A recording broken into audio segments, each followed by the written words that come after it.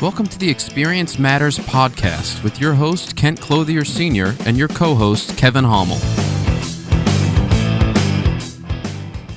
Hello, everybody. Again, this is Kent Clothier Sr. on the Experience Matters podcast. Your host today, co-hosted by Kevin Hommel, who will join us in just a second. A producer just told me that this is episode number 31 today. And we're going to be talking today about discipline and calculating risk as an entrepreneur and business owner. So we're going to get into that in just a couple of minutes. Wanted to thank you for joining us today. You can find us at memphisinvest.com on both audio and video. Also iTunes, Stitcher, and SoundCloud. And where we're available with 30 podcast for your enjoyment to listen to. Hopefully you will drop us a comment, send us an email, something you'd like us to discuss.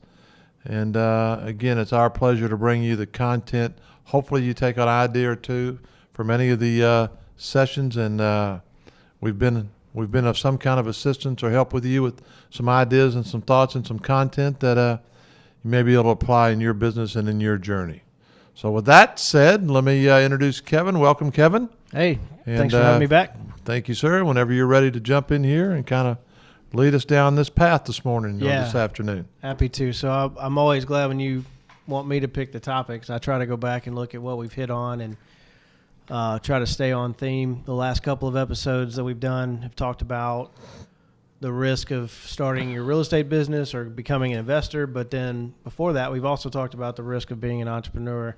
So today I thought a good one would be to speak to the entrepreneur who is, I'm going to say, a lot like you. You always have ideas. You always have things coming up. You're always thinking about what's out there, what's next, how to continually improve.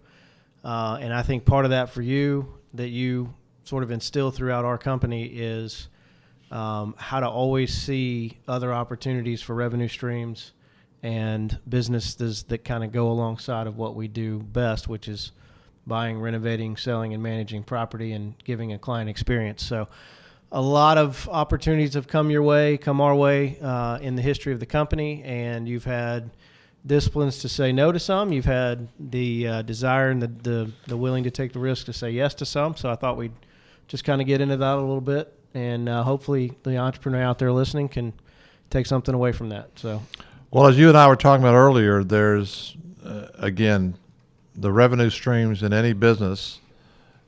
Each one of the revenue streams could be some kind of risk, some kind of calculated risk. And, again, as we talked earlier, we have to know when to say yes and when to say no.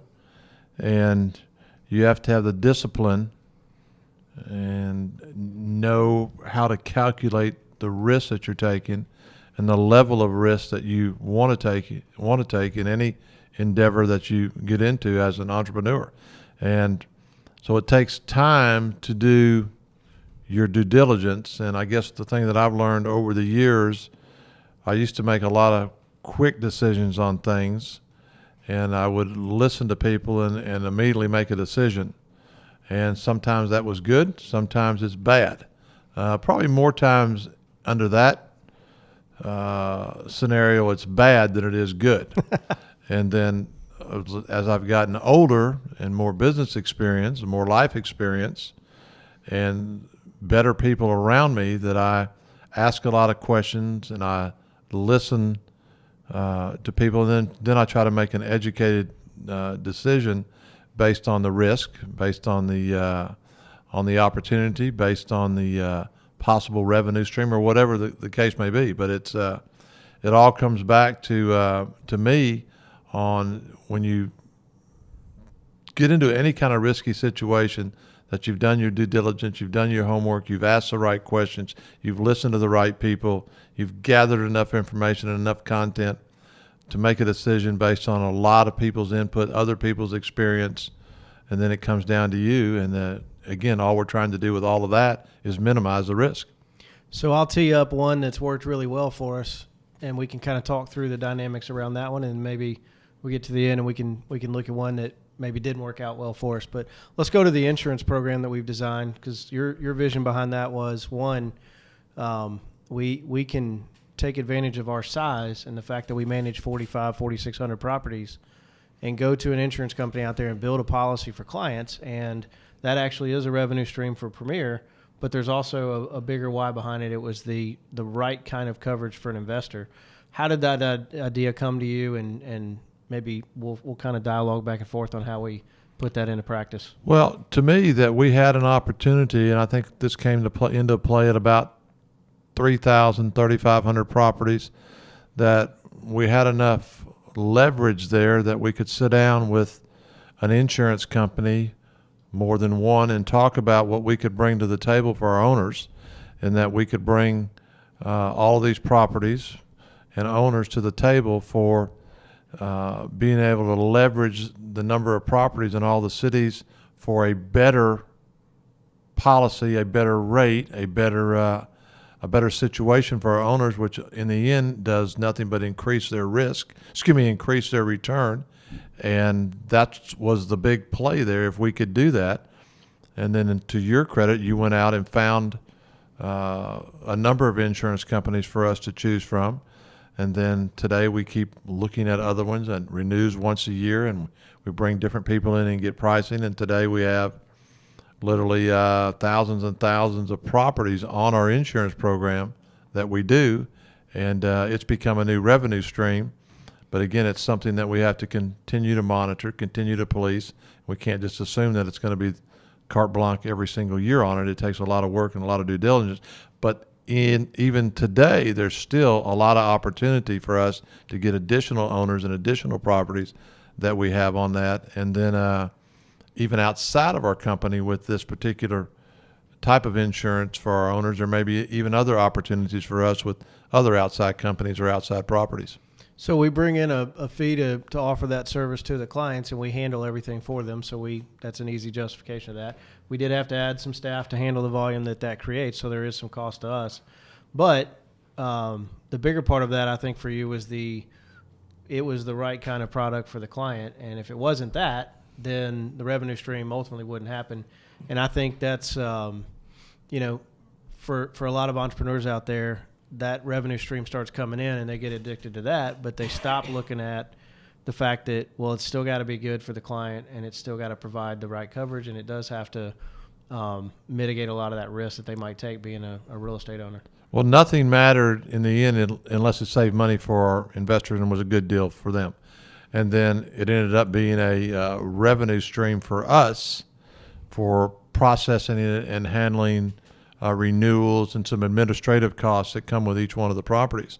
But in the end, it still saved our owners money, and it still saves them money today in the insurance arena about what they could get and what we can get. In most cases, it does save them money, and it ended up being a new revenue stream, and it'll continue to be good for us as we move towards 5,000, 6,000 properties. And as you said, it helps their bottom line on the properties because it saves them the money, which is obviously better for their experience overall as well. So that's one that's worked out really well. And again, the message there to the entrepreneur is it's not just the revenue. It's actually got to fit into the culture of what we do, which is provide a great experience and help investors be successful. And it saves them a lot of time, saves our investors a lot of time. When we have investors average 3, 4, 5, 6 properties. Some have a lot more properties than that. And instead of them once a year having to go out and shop it, they certainly can if they want to. But we do that service for them. And hopefully every single year we continue saving them money. Yeah. So again, that comes alongside our operation and fits really well with what we do to serve our clients. And that's got to be a part of it. You look at in the news, the Southwest stuff, and the just the stuff that they do that gives Southwest their name doesn't excuse them from, they still have to continue to do quality things. And in the news today, there's another issue with a cracked window. And so they're going to have a hard time in the media for that for a while, and that's probably going to hurt their company. I thought that would be an interesting, just the timing of that happening on top of this podcast was they're known for their customer service, but that doesn't give them the ability to not be safe. Nope. They have to. And again, not knowing the cause of the two recent things, as in any business, you never know when you'll have a situation that is not pleasant. Right. And right or wrong, and whoever's fault it was or not, whether it's a manufacturer or their fault, their name's on the building, on the side of the plane, on the side of the car, or whatever. And hopefully companies are strong enough to work through things like that. Yeah, I wouldn't want to be the chairman of Southwest today. Not today. So let's take one for us maybe that didn't work out as well as you'd hoped it'd planned. What comes to your mind on something we've tried to do that just didn't pan out? I don't have anything. We've been great at everything. No. He's lying, folks. No. No. Shoot, over the years, there's probably a lot of different things in our company here. Immediate, I guess we could go back to just in the last 18 months, we took a big risk with owner-occupied properties where we were going to go out and buy, and we did go out and buy hundreds of owner-occupied properties, and mostly in Texas. And we realized after about a year and a half, it's not what we do best. I think in the end, when we look at the whole big picture of this, we probably broke even on the whole deal, put millions and millions of dollars into it, but it's just not what we do. It's not what we do best. Now, had that been the only thing that we do and we weren't in the other side of the business serving investors, the story might have been different. But we weren't afraid to get out there and try it.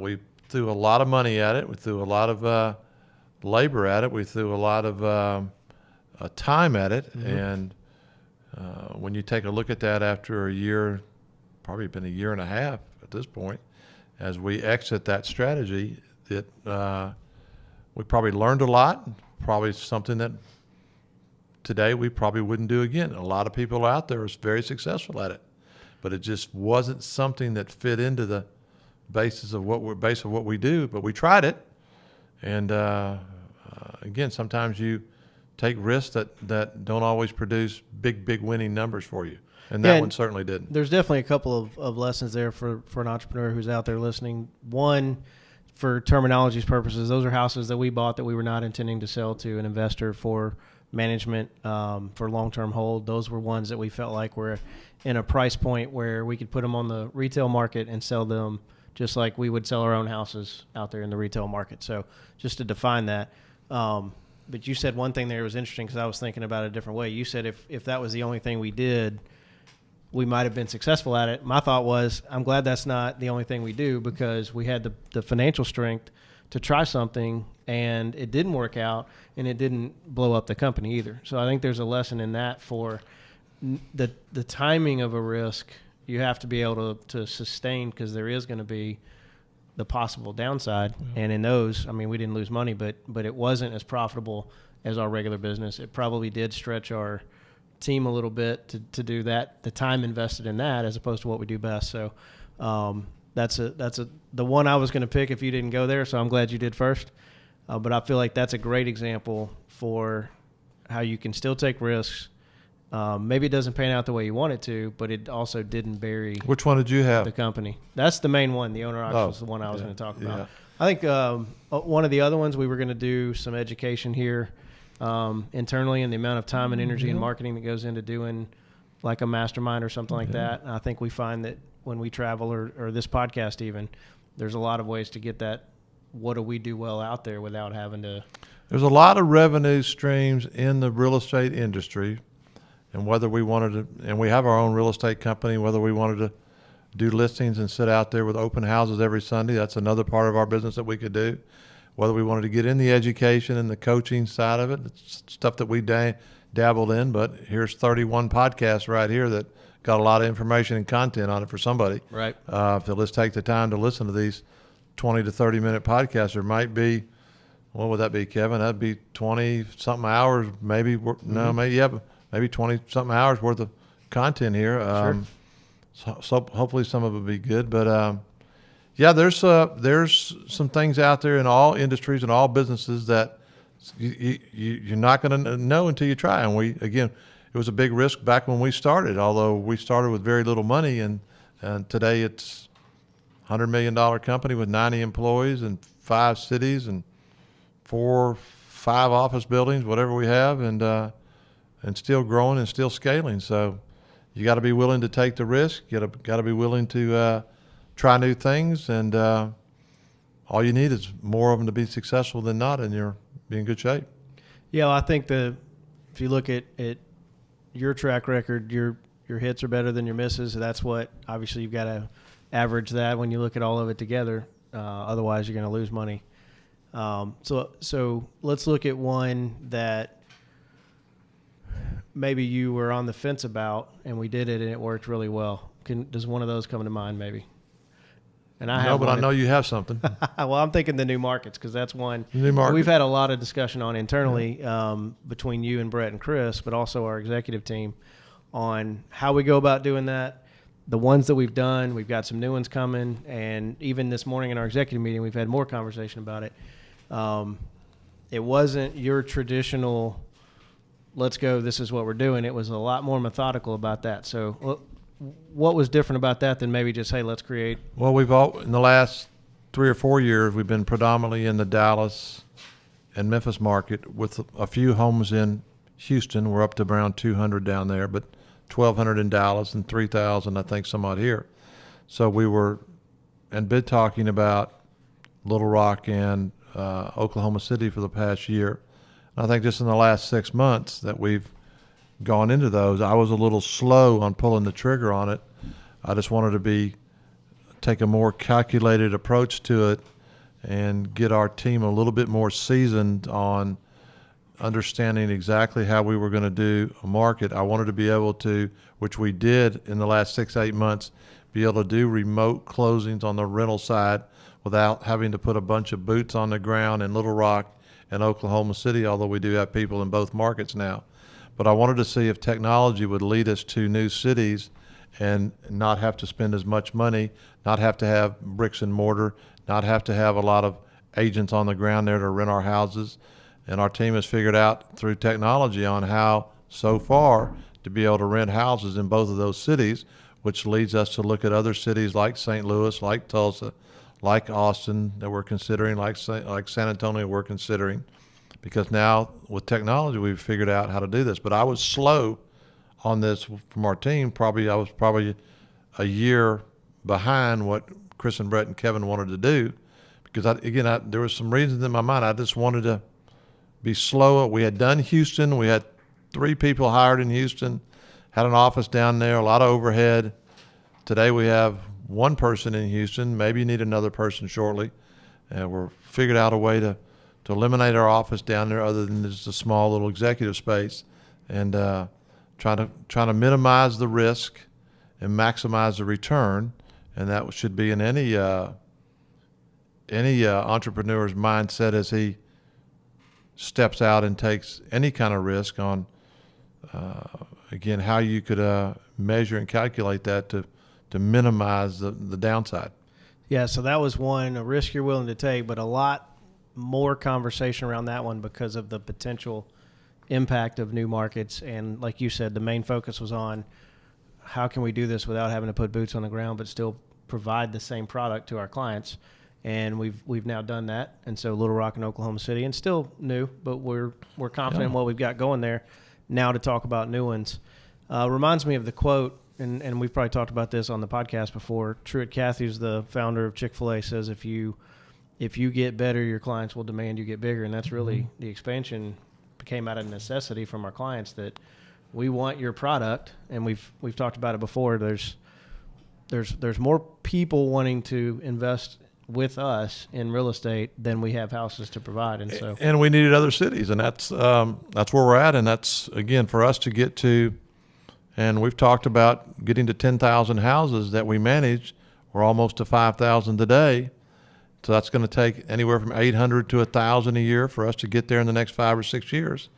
So we're going to have to step out of our comfort zone a little bit, take a little bit more risk. Hopefully it's very calculated, and the returns are good for all of our people, all of our investors, all of our vendors, and certainly our residents in those cities as we come into those markets and start doing what we do, which is to really do excellent in every market and eventually dominate in that market. Yeah, and so this just comes back to one of our core values, which is deliver a wow experience in everything that we do. So there's a lot of conversation. If you're out there and you're the main decision maker in your business, a lot of conversation around these do's and don'ts for us comes down to the same cheeseburger in each of our markets for the client, the same house, the same experience for the client, the resident, the vendors, and the team. And you've heard us talk about the core four on this as well. So if it doesn't fit into those, I think that's kind of your built-in filter right there from what I'm hearing you say. That's it. Yes, sir. So what else on this topic today, Kevin? I think that's good. That's a couple of good nuggets for somebody out there. Very good. So thank you for helping me today, or assisting me, joining us, hosting us today. And again, that brings us to a good conclusion on discipline and calculating risk, episode number 31 today. And again, we want to thank you for joining us and remind you that send us an email, leave us some notes, give us some suggestions on anything you'd like us to talk about that we could help you with. And again, you can find us on memphisinvest.com. Scroll down and the Experience Matters podcast is on there, video and audio, or Stitcher, iTunes, and SoundCloud. You could find us. And again, we thank you for joining us today. Have a great day, and it's our pleasure having you listen and helping you with your journey. Thank you. Thank you for joining us on Experience Matters. You can listen and subscribe to us on iTunes, SoundCloud, and Stitcher. Be sure to visit us at memphisinvest.com.